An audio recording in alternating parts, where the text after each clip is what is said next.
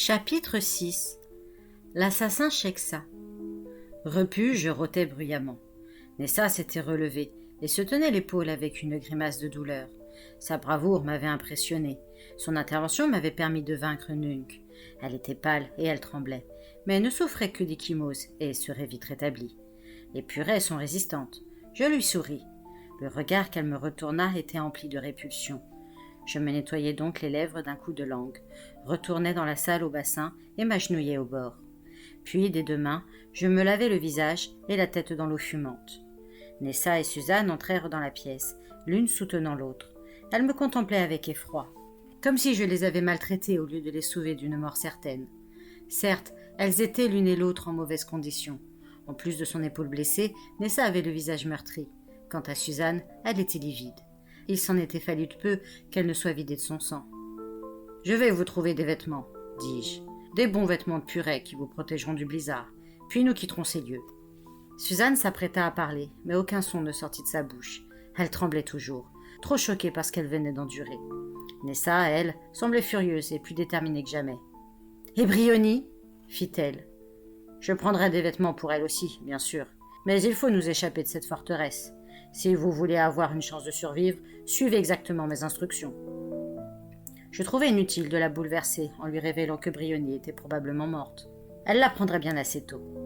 Je précédais les deux filles dans l'escalier de pierre. Je tenais devant moi le sabre et la dague. Derrière moi, ma queue levée cherchait à percevoir la plus légère menace. Je trouvais ce que je cherchais dans une garde-robe réservée aux esclaves. De chauds pantalons de chanvre, de bonnes tuniques de laine et des capes imperméables à capuchon. De celles que portent les purées quand elles accomplissent leurs tâches domestiques à l'extérieur. Ainsi chargée, je retournai vers l'escalier. Je n'avais pas pris la peine de me charger de vêtements pour Briony. De toute façon, il n'y en avait pas à sa taille. Mais quand je déposai le paquet dans les bras de Nessa, elle ne s'en aperçut pas. Nous parvînmes enfin devant les 3 cellules.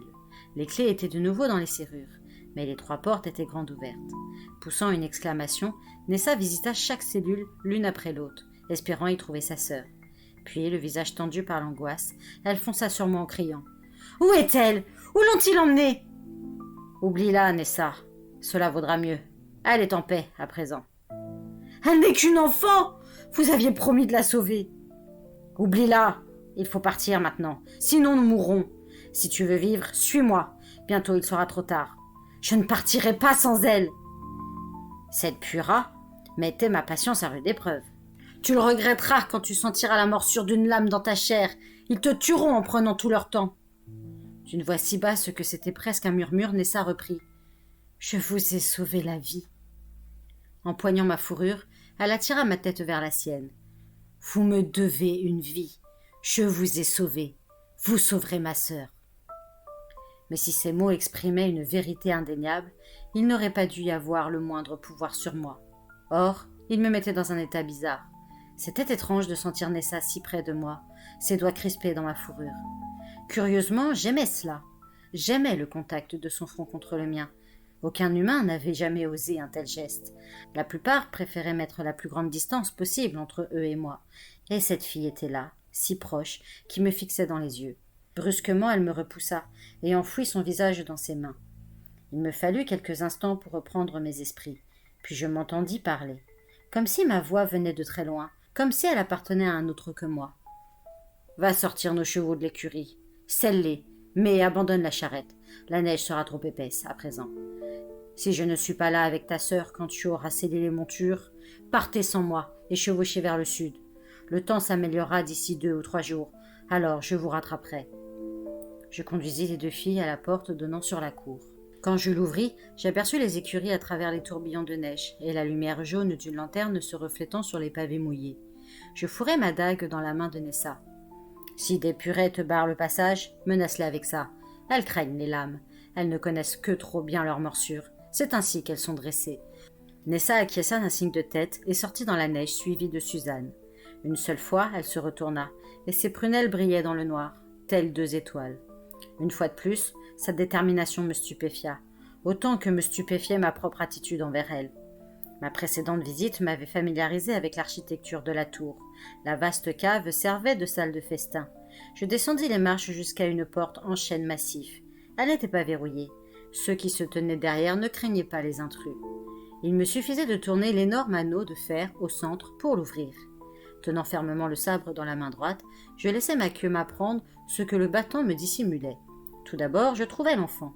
Étonnamment, elle était encore en vie, mais elle n'en avait pas pour longtemps. Il se préparait à l'égorger. Je commençai par estimer les forces en présence. Il y avait là des cuisiniers, des armuriers et quelques domestiques, mais également 39 soldats bien entraînés. L'affrontement promettait d'être rude. Sans douter un seul instant de ma victoire, je savais que mes chances étaient minces de quitter la pièce avec l'enfant indemne. Le feu d'une bataille rend bien des choses incertaines. De la main gauche, je tournai lentement l'anneau de fer. Puis, tout aussi lentement, j'entr'ouvris la porte, dont les vieux gonds grincèrent. Une énorme cheminée occupait le mur du fond, si bien que tous, soldats et serviteurs, rassemblés devant l'âtre, me tournaient le dos. Une rumeur de conversation animée montait autour d'eux. Plusieurs tables disposées entre la porte et la cheminée étaient couvertes de plats et de chopes.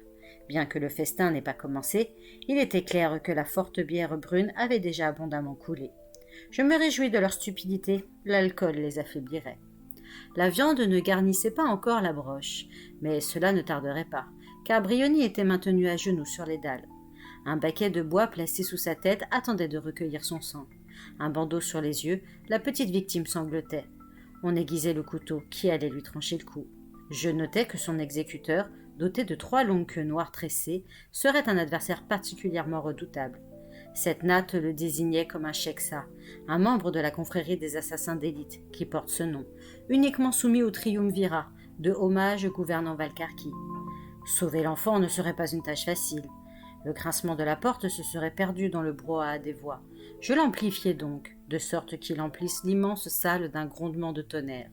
Tous les regards se tournèrent vers la source de ce bruit incongru. Pénétrant hardiment dans la pièce, je lançai mon défi d'une voix forte. « Donnez-moi l'enfant, elle m'appartient.